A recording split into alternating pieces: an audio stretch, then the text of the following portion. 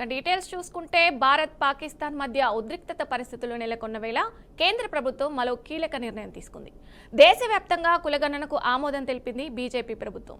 బీహార్, తమిళనాడు, పశ్చిమ బెంగాల్ ఎన్నికలు ఉన్న నేపథ్యంలో కేంద్ర నిర్ణయం తీసుకుందని విమర్శలు వస్తున్నాయి. అసలు బీజేపీ ఇప్పుడే ఈ నిర్ణయం తీసుకోవడం వెనుక ఏదో బలమైన కారణం ఉండి ఉండవచ్చునని రాజకీయ విమర్శలు వస్తున్నాయి. ఇంతకీ బీజేపీ నిర్ణయానికి కారణం ఏంటి?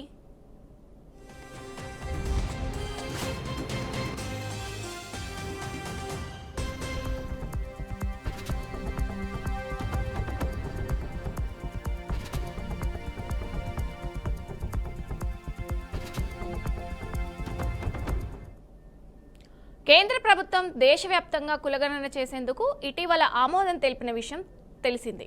వచ్చే జనాభా లెక్కలతో పాటుగా కులగణన కూడా చేస్తామని స్పష్టం చేసింది. దేశవ్యాప్తంగా కులగణన చేయాలని గత కొంతకాలంగా కాంగ్రెస్ అగ్రనేత, విపక్ష నేత రాహుల్ గాంధీ డిమాండ్ చేస్తూ వచ్చారు. కానీ బీజేపీ మాత్రం ఈ విషయంలో సైలెంట్గా ఉంది. ఇటీవల పహల్గాం ఉగ్రదాడి ఘటన దేశవ్యాప్తంగా సంచలనం రేపిన సంగతి తెలిసిందే.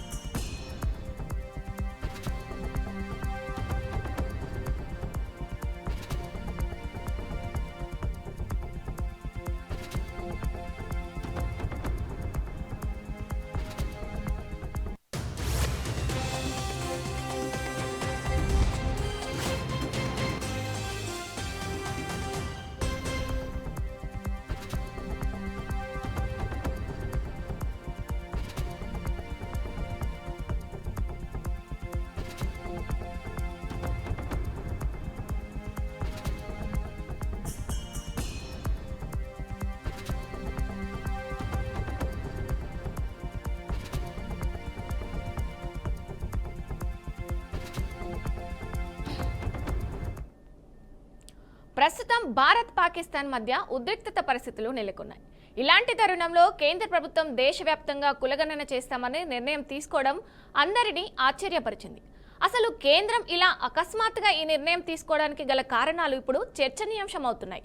ఇది కూడా ఎలక్షన్ చాలా మంది తమ అభిప్రాయం వ్యక్తం చేస్తున్నారు. అయితే ఈ ఏడాది నవంబర్లో బీహార్లో అసెంబ్లీ ఎన్నికలు జరగనున్నాయి. అయితే ఇప్పుడు కేంద్రం కులగణన చేస్తామని చెప్తుందని విపక్ష పార్టీలు ఆరోపిస్తున్నాయి.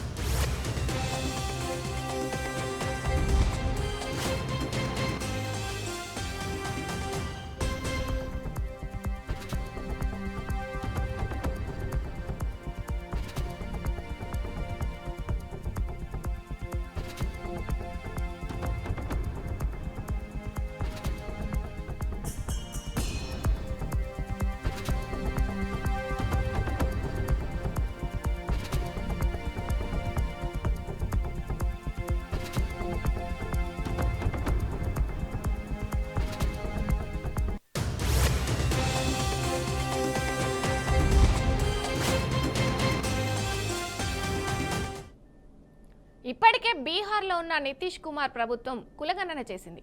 ఆ తర్వాత తెలంగాణలో కూడా కులగణన చేశారు. మరి ఇప్పుడు కేంద్రం చేపట్టబోయే కులగణనలో ఈ రెండు రాష్ట్రాలు కూడా చేస్తారా, లేదా ఆయా రాష్ట్ర ప్రభుత్వాలు ఇచ్చిన లెక్కలను పరిగణలోకి తీసుకుంటాయా అనే దానిపై స్పష్టత లేదు.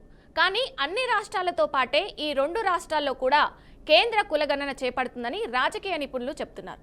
ఇప్పటికే బీహార్, తెలంగాణలో విపక్ష పార్టీలు తమ రాష్ట్రాల్లో చేపట్టిన కులగణనపై అభ్యంతరాలు వ్యక్తం చేశాయి.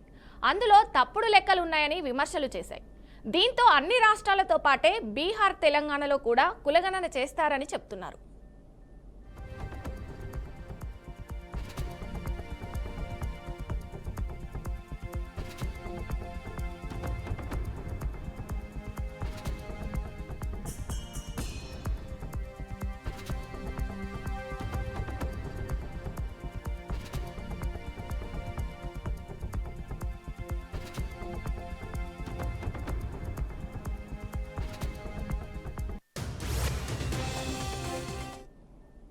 మరోవైపు వచ్చే ఏడాది తమిళనాడు, అస్సాం, కేరళ, పశ్చిమ బెంగాల్లో కూడా అసెంబ్లీ ఎన్నికలు జరుగుతాయి. ఇన్ని రాష్ట్రాల అసెంబ్లీ ఎన్నికలు ఉండడంతోనే కేంద్రం కులగణన నిర్ణయం తీసుకున్నట్టు ఆరోపణలు వస్తున్నాయి. ముఖ్యంగా బీసీ కమ్యూనిటీ వాళ్ళు రిజర్వేషన్ల పరంగా తమకు అన్యాయం జరుగుతుందని వాపోతున్నారు. తమ జనాభా ఎక్కువ ఉన్నప్పటికీ కూడా తమకు తక్కువ రిజర్వేషన్ ఉందంటూ చెప్తున్నారు. దేశవ్యాప్తంగా కులగణన చేయాలనే డిమాండ్ను ముందుగా కాంగ్రెస్ పార్టీ ప్రస్తావించింది. తాము అధికారంలోకి వస్తే దేశవ్యాప్తంగా కులగణన చేస్తామని పార్లమెంటు ఎన్నికల ముందు కూడా హామీ ఇచ్చింది. బీజేపీ మాత్రం ఈ అంశంలో సైలెంట్గా ఉంది.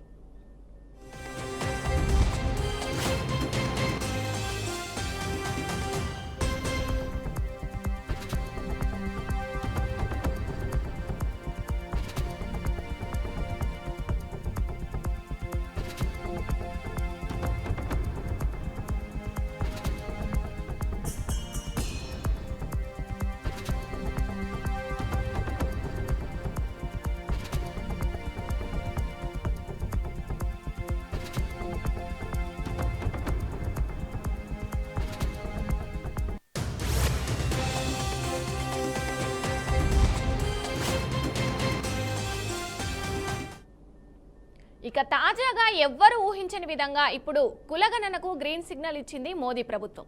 వివిధ రాష్ట్రాల్లో జరగనున్న అసెంబ్లీ ఎన్నికల్లో ఓటు బ్యాంకు కోసమే కేంద్రం ఈ నిర్ణయం తీసుకుందని విపక్ష నేతలు ఆరోపణలు చేస్తున్నారు.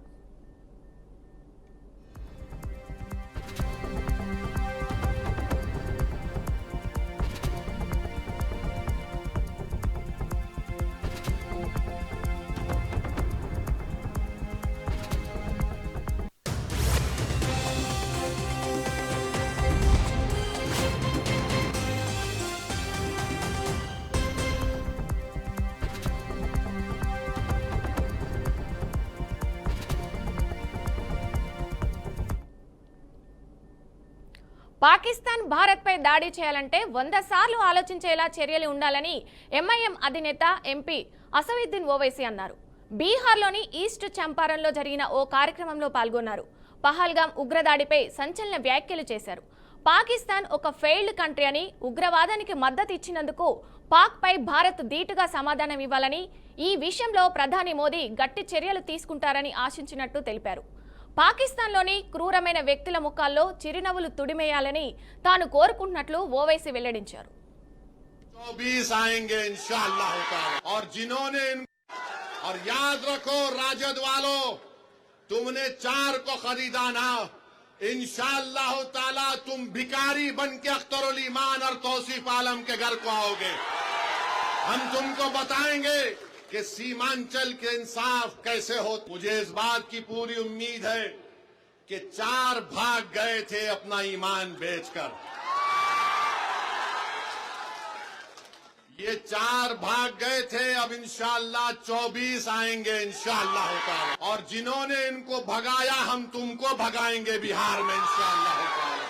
तुमने असदुद्दीन ओवैसी अख्तरुल ईमान की पीठ कर खंजर नहीं घोंपा, तुमने सीमांचल के उन गरीबों पर, उन हमारे नौजवानों के सीनों पर तुमने खंजर मारा है जो सीमांचल में इंसाफ की लड़ाई लड़ रहे थे। मगर याद रखो, ये 4 बुज़दिल थे, ये 4 जमीर फरोश थे, तो खरीदने वाला भी जमीर फरोश है। खरीदने वाला भी कमजोर है। और याद रखो राजद वालों, तुमने 4 को खरीदा ना, इंशाअल्लाह ताला तुम भिखारी बन के अख्तरुल ईमान और तौसीफ आलम के घर को आओगे। हम तुमको बताएंगे कि सीमांचल के इंसाफ कैसे हो। मुझे इस बात की पूरी उम्मीद है कि 4 भाग गए थे अपना ईमान बेचकर। ये 4 తెలంగాణలో విషాదం నెలకొంది. హైకోర్టు న్యాయమూర్తి జస్టిస్ గిరిజా ప్రియదర్శిని చనిపోయారు. కొంతకాలంగా అనారోగ్యంతో బాధపడుతున్న ఆమె ఇవాళ కన్నుమూశారు. 2022లో తెలంగాణ హైకోర్టు న్యాయమూర్తిగా ఎంపికైన గిరిజ 2008 నుంచి 21 మధ్య అనేక జిల్లా కోర్టులకు జడ్జిగా పనిచేశారు. ఆమె మృతి పట్ల తోటి జడ్జీలు, న్యాయవాదులు, హైకోర్టు సిబ్బంది సంతాపం వ్యక్తం చేస్తున్నారు. విశాఖపట్నానికి చెందిన గిరిజ ఎన్బిఎం లా కాలేజీలో లా చేశారు. లేబర్ అండ్ ఇండస్ట్రీలలో మాస్టర్స్, 3 విభాగాల్లో పీజీ చదివారు. 1995లో లాయర్గా ఎన్రోల్గా కాగా విశాఖ జిల్లా కోర్టులో 7 సంవత్సరాలు ప్రాక్టీస్ చేశారు. 2008లో అదనపు జిల్లా జడ్జిగా, విజయనగరం మొదటి అదనపు జిల్లా జడ్జిగా, నంద్యాలలో అదనపు జిల్లా జడ్జిగా విధులు నిర్వహించారు. ఆమె రాష్ట్ర లీగల్ సెల్ సర్వీసెస్ అథారిటీ సెక్రటరీగా పనిచేశారు. 2022లో హైకోర్టు జడ్జిగా బాధ్యతలు స్వీకరించారు.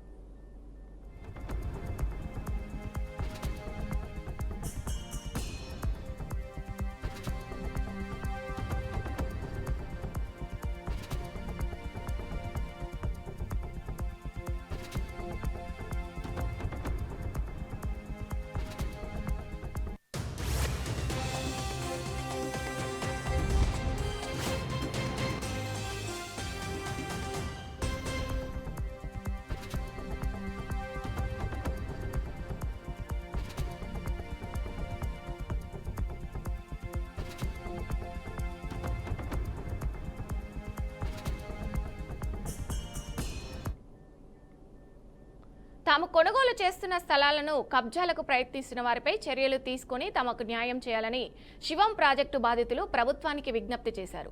సోమాజిగూడ ప్రెస్ క్లబ్లో శివం సోషల్ వెల్ఫేర్ అసోసియేషన్ అధ్యక్షుడు హరిబాబు మాట్లాడారు. మేడ్చల్ మల్కాజిగిరి జిల్లా జీడిమెట్ల మండలం కుత్బుల్లాపూర్ గ్రామంలోని సర్వే నెంబర్లు 18, 19లోని 3 ఎకరాల 35 గుంటల స్థలాన్ని తాము కొనుగోలు చేసినట్టు చెప్పారు. శివం ప్రాజెక్టు డైరెక్టర్లు ఎన్నో హామీలు కుప్పించి సదరు స్థలాన్ని తమకు విక్రయించారని తెలిపారు.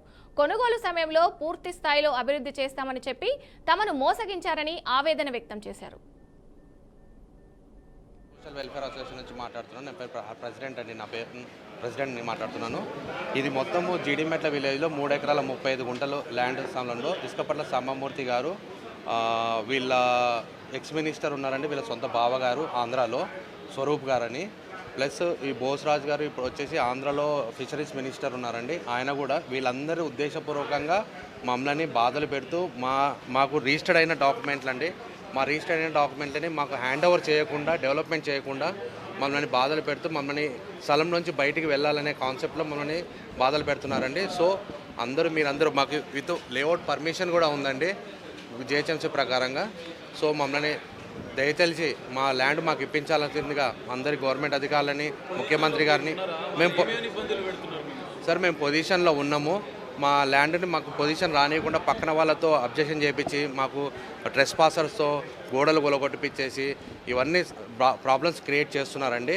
సో మాకు ఇవన్నీ కాకుండా మాకు గవర్నమెంట్ వాళ్ళు, మీడియా వాళ్ళు అందరూ మాకు సపోర్ట్ చేసి మా ల్యాండ్ మాకు ఇప్పించగలరని కోరుతున్నామండి. నా పేరు హరిబాబు అండి. శివం సోషల్ వెల్ఫేర్ అసోసియేషన్ నుంచి మాట్లాడుతున్నాను. నా పేరు ప్రెసిడెంట్ అండి. నా పేరు ప్రెసిడెంట్ని మాట్లాడుతున్నాను. నా పేరు రాధాకృష్ణ అండి. నాది ప్లాట్ నెంబర్ 28 అండి శివం ప్రాజెక్ట్స్లో.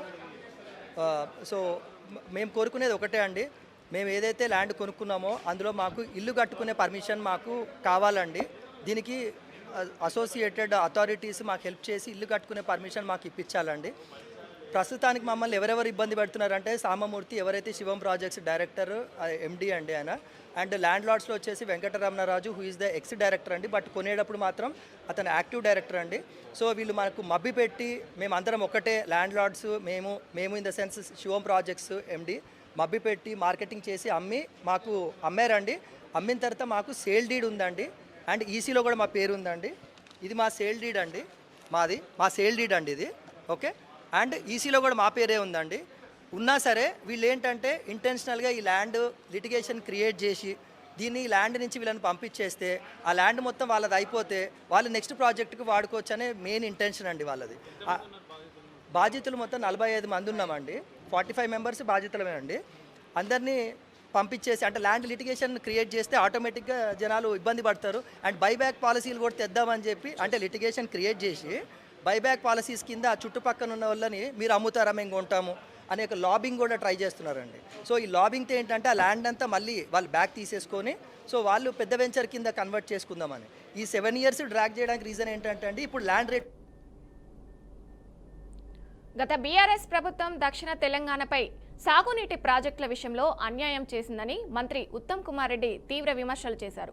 కాళేశ్వరం ప్రాజెక్టుపై పెట్టిన ఖర్చు దక్షిణ తెలంగాణ సాగునీటి ప్రాజెక్టులకు వెచ్చించినట్లయితే అవన్నీ ఇప్పటికే పూర్తయ్యేవని ఆయన అన్నారు.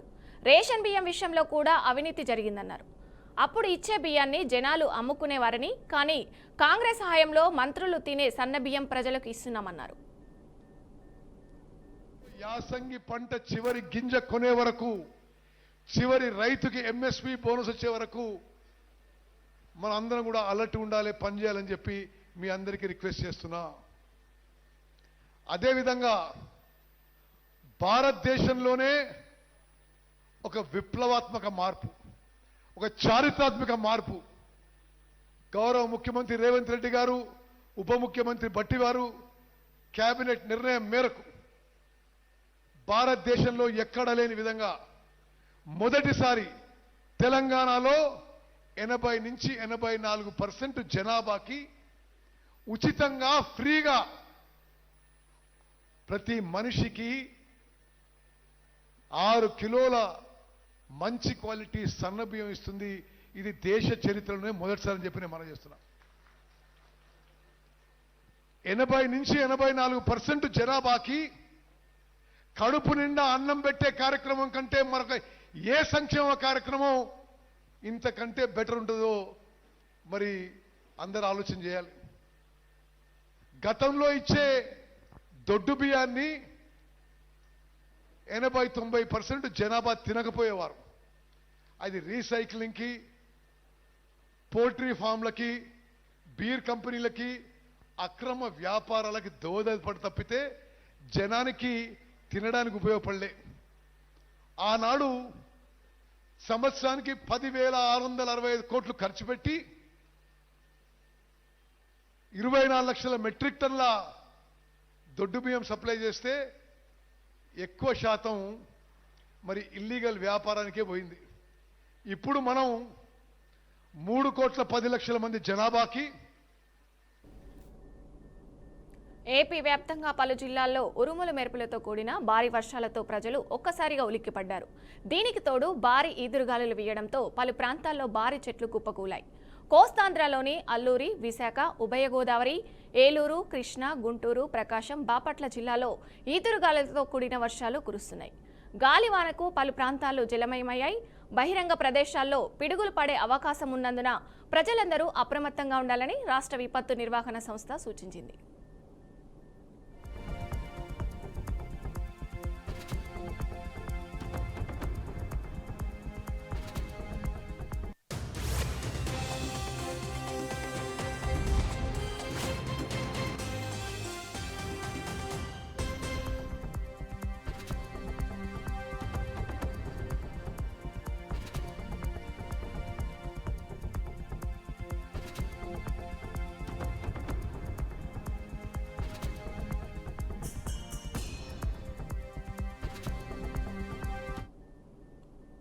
ఏపీలో తిరుపతి, విజయవాడ, గుంటూరు సహా పలు జిల్లాల్లో ఈదురుగాలులతో కూడిన వర్షాలు పడుతున్నాయి. అటు తెలంగాణలోనూ ఒక్కసారిగా వాతావరణం మారిపోయింది. ఒక్కసారిగా వాతావరణం చల్లబడడంతో జనాలు చిల్లవుతున్నారు. హైదరాబాద్లో పలు చోట్ల వర్షం పడడంతో జనాలు ఎంజాయ్ చేస్తున్నారు.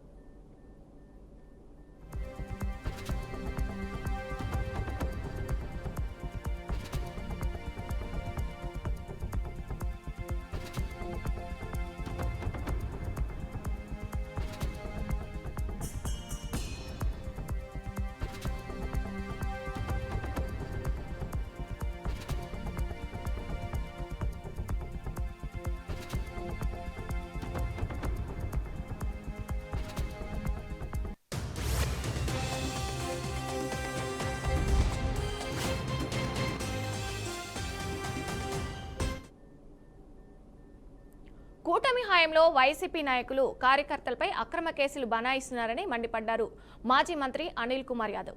అక్రమంగా మైనింగ్ చేసిన వారిపై కేసులు నమోదవడంపై ఆయన స్పందించారు.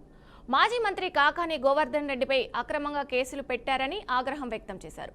కూటమి ప్రభుత్వం అధికారంలోకి వచ్చిన తర్వాత మైనింగ్ మాఫియా అరాచకాలకు పెరిగిపోయాయని ఆరోపించారు. ఉపాధి లేక వందల మంది రోడ్డున పడ్డారని ఆరోపించారు. నెల్లూరు జిల్లాలో జరుగుతున్న అక్రమ మైనింగ్పై ఎంపీ వేమిరెడ్డి ప్రభాకర్ రెడ్డి సమాచారం చెప్పాలని అనిల్ కుమార్ డిమాండ్ చేశారు. రైట్ ఇల్లీగల్గా రైతు పొలంలో ఉన్న వాళ్ళు కొంతమంది రైతు పొలంలో చేసుకున్నారు, ఇల్లీగల్ మైనింగ్లో ఉన్న వాళ్ళు కొంతమంది చేసుకోండొచ్చు. వీటికి అన్నిటికీ సంబంధించి ఈ గవర్నమెంట్ రాకముందే ట్రాన్సిషన్ పీరియడ్లో, అంటే ఈ గవర్నమెంట్ ఎన్నికల నుంచి ఈ గవర్నమెంట్ లోపలే దాదాపు ఇల్లీగల్ మైనింగ్ జరిగిందని దాదాపు నాకు తెలిసి ఒక 100-150 పైనే ఆ ఫైల్స్ మీద దాదాపు 255 కోట్ల రూపాయలు ఫైన్ వేయటం జరిగింది. తప్పు చేశారు, ఫైన్లు వేశారు. ఫైన్లు కలెక్ట్ చేసుకోవాల్సిన బాధ్యత మైనింగ్ డిపార్ట్మెంట్ ఉంటుంది. ఎందుకంటే తప్పు జరిగినప్పుడే దానికి సంబంధించిన ఈ ప్రభుత్వం వేయలేదు. ఈ ప్రభుత్వం చేయాల్సిందల్లా ఒకటేంటంటే ఫైన్లు కలెక్ట్ చేసుకోండాలి. 255 కోట్లు ఫైన్లు చేశారు. తర్వాత ఈ ప్రభుత్వం వచ్చిన తర్వాత మైన్స్ అన్నింటిలో కూడా ఆపివేయటం జరిగింది కొన్ని నెలల పాటు. వీటిలన్నింటి మీద ఎంక్వైరీ చేయాలా, ఇన్స్పెక్షన్ చేయాలని. సరే, ఇన్స్పెక్షన్ అన్నీ చేశారు, బాగానే ఉంది. ఇన్స్పెక్షన్ చేసిన తర్వాత ఒక 2 నెలలు 3 నెలలు అన్ని తర్వాత ఒక రిపోర్ట్ పంపించిన తర్వాత ఆ రోజైనా ఆ మైన్స్ని ఓపెన్ చేశారా? ఒక ఆర్డర్ రిలీజ్ చేశాడు, మైన్స్కి గైడ్లైన్స్ చేశారు, బాగానే ఉంది, రైట్. ఏం ఓపెన్ చేశారు? పెనాల్టీ లేని ఓపెన్ చేయలే. ఇక్కడ ఒక గమ్మత్తైన విషయం ఏంటంటే పెనాల్టీ లేని మైన్స్ ఓపెన్ చేయలే, పెనాల్టీ. అనంతపురం జిల్లా రాయదుర్గంలోని కిమ్స్ సవేరా ఆధ్వర్యంలో ఉచిత మెగా వైద్య శిబిరం నిర్వహించారు. ఈ కార్యక్రమానికి ముఖ్య అతిథిగా ప్రభుత్వ విప్ కాలవ శ్రీనివాసులు హాజరై శిబిరాన్ని ప్రారంభించారు. నిషాహితులైన వైద్య నిపుణుల ఆధ్వర్యంలో నిర్వహించే ఇలాంటి శిబిరాలను ప్రజలు వినియోగించుకోవాలని, అలాగే వైద్య శిబిరం నిర్వాహకులు పి పురుషోత్తం, పి గౌరీలను కాలువ శ్రీనివాసులు అభినందించారు. ఇలాంటి శిబిరాలు అన్ని వార్డుల్లో ఏర్పాటు చేస్తే ప్రజలకు ఉపయోగకరంగా ఉంటుందన్నారు. ఆసుపత్రి ఉన్నా ఏదైనా జబ్బు చేస్తేనో లేకపోతే మనకు ఆరోగ్యం ఇబ్బందికరంగా ఉంటేనో మాత్రమే ఆసుపత్రికి పోతూ ఉంటాం. ఇట్లాంటి వైద్య శిబిరాలు నిర్వహించడం ద్వారా ఒకసారి పోయి బీపీ చెక్ చేసుకుందాంలే, షుగర్ చెక్ చేసుకుందాంలే అని ఈ శిబిరాలకు వస్తూ ఉంటారు. ఇక్కడ నిష్ణాతులైన డాక్టర్లు, స్పెషాలిటీ డాక్టర్లు ఉండడం వల్ల మీకు ఏవైనా జబ్బు ఉండే లక్షణాలు కనిపిస్తే వాళ్ళు ఆయా వ్యాధులకు సంబంధించిన పరీక్షలు చేసి ఆ వ్యాధులు ఉన్నాయో లేదో నిర్ధారణ చేసే అవకాశం ఉంటుంది. ఇట్లాంటి వైద్య శిబిరాలు నిర్వహించడం ద్వారా ప్రజలు పట్టించుకోనివి, వాళ్లకు తెలియనివి, శరీరంలో ఉండే దీర్ఘకాలిక జబ్బులు కానీ లేదా ఇతర వ్యాధులు కానీ బయటపడే అవకాశం ఉంటుంది.